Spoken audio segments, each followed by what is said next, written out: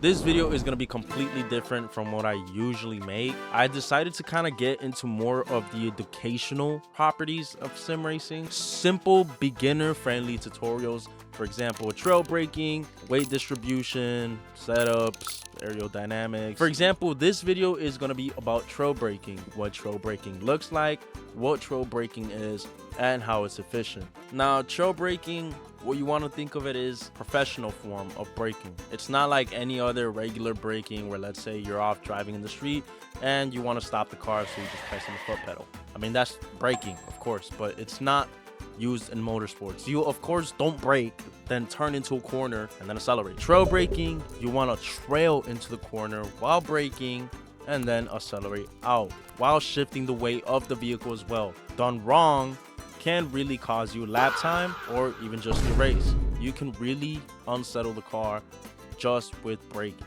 Now, I did pick out the truck right here that you're looking at. You will really see the weight shift in this vehicle.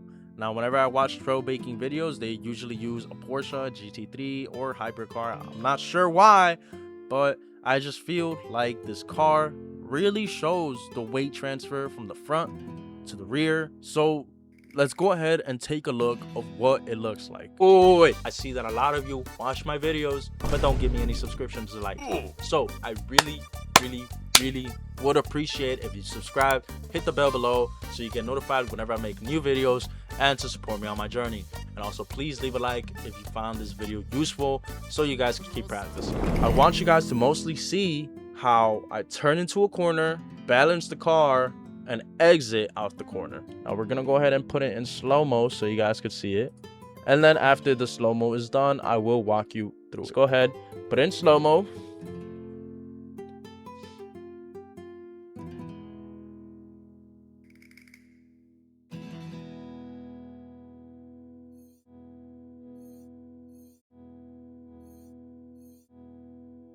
All right, that should be it.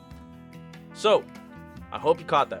Now let's walk you through it. So we're not on the brake yet. We still haven't braked. Now I'm not really gonna get too much into detail, but kind of, you know, science. It's rocket science, of course, for cars. I'm not really gonna go into details, but I just want you to know this. When you step on the throttle, the rear end of the car pitches down. Most of the time, when on sports cars, the rear end pitches down to catch rear grip on the car. When you brake, the front comes down. Let's see that happen, and I'll walk you through it exactly when that happened. Now, for my visual learners, it's your time to see. So here it is in slow motion. Okay, now in this truck, you can't really brake a lot because, I mean, the truck is already very slow, so braking very minimal is kind of how you gain speed or on turns. But look at this. You could see me braking already. This red means braking. So I'm already braking. And right away, you could see the immediate transfer of the weight. You could see the rear lift up and the front pitch down. When that happens, you want to think of it this way. You're braking, the car pitched forward. As you're watching it happen, you could see, instead of watching my hand, you can literally see it happen right here. Truck is pitched down. What happens when the truck is pitched down? Of course, the rear end loses its grip completely. Well, not completely, but it still has grip, of course, for rotation. But you lose most of the grip from the rear, and all that weight and all that grip transfers to the front. Now that you know that all that weight and all that grip is towards the front, you still want to hold the brake.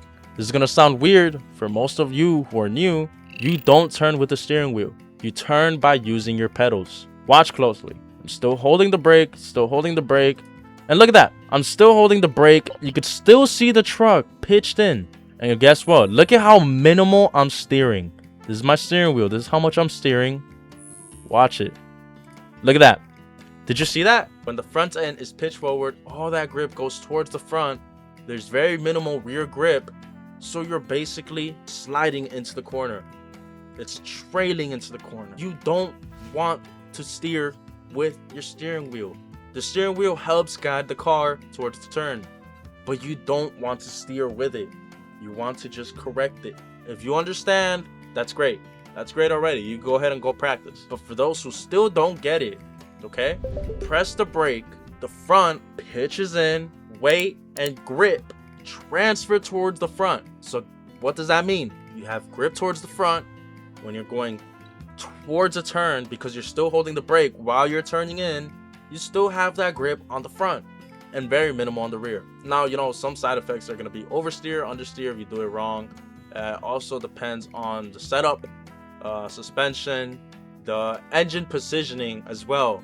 Cars like the Porsche, hypercars, Ferrari, Lamborghini, you know, mid-engine cars, they're going to be very, very, very, very different in shell braking. Every car is different. Every setup is different. Okay? Mostly front engine cars are very good for practicing and very good for beginners. Cars like the BMW GT3, Mercedes GT3, Mustang GT3, maybe even this truck, dude. This truck could really help you. It's pretty slow and very, you know, trustworthy. I felt pretty good in the truck. All the grip is towards the front. You're steering with your pedals. I'm not really doing too much steering. This is the apex of the turn. Right here, this is you want to think of this as the middle of the turn, the apex. Okay, you could see the rear is still not pitched down. It's mostly the front. I have grip. I let go of the brake here, so I'm assuming I'm gonna start exiting off the turn. You want to build that momentum now. You want to balance the car. This is where you want to shift the weight towards the rear now and get a good exit off the corner. Once you're done trail braking into the corner, which is the entry, you want to balance the car. Remember? Entry, balance, exit. So we're about to hit the apex and we're already kind of early on the throttle. This truck is pretty slow, but look what happens to the truck once I get on the throttle. This is a beautiful example. You guys, visual learners should really get to see this. You can clearly see the weight transfer of the front relieving all that weight. It pushes up and the rear clearly pushes down. So now where do you think that grip went? The rear. So good job to those who got it right. If you got it wrong, you're either trolling or you're just pretty bad at learning. So look at the diagram, look at the telemetry. The green, I literally went back on the throttle and you could see the truck literally leans back. It just leans back. All that weight goes to the back. Like I said, you press on the throttle or you step on the throttle, the weight goes to the back. And the exit, there's not really much to say. You kind of just want to catch the oversteer.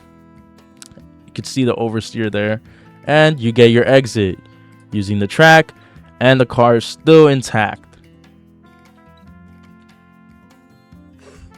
That was hopefully a great explanation, but that's pretty much it.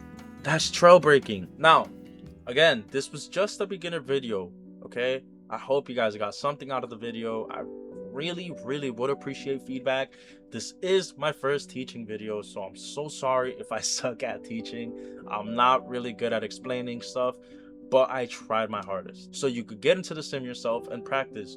Again, whether it's F1, Acera Corsa Competizione, iRacing, or LMU. For you who are racing GT3, I really recommend starting off with a front engine car, like the Mustang, BMW, or the Mercedes, whether it's iRacing, LMU, or ACC. Once again, before the video ends, practice your entry, practice your balance, and practice your exit. Also, I'd recommend practicing brake markers too before learning trail braking, because without brake markers, how are you going to trail into a turn? So if I were you, practice makes perfect. Catch that oversteer. You're gonna for sure have oversteer while practicing. Get used to it. If you would recommend anything that you want to learn as well, you know, if you really want to look more into weight transfer, I would gladly make a video of that. I mean, that kind of was here, but if you want to look at other cars like the Porsche or so, I would happily show you. If you really want to join my journey, I highly suggest you subscribe. I do get a lot of people who just watch my videos and don't subscribe or even just like the video. I ask that if you watch this video and you enjoyed the video, go ahead and just subscribe, click the notification button as well if you want to see more of my content and support me on my journey, and just give that also a like, because why not? So until the next time, guys,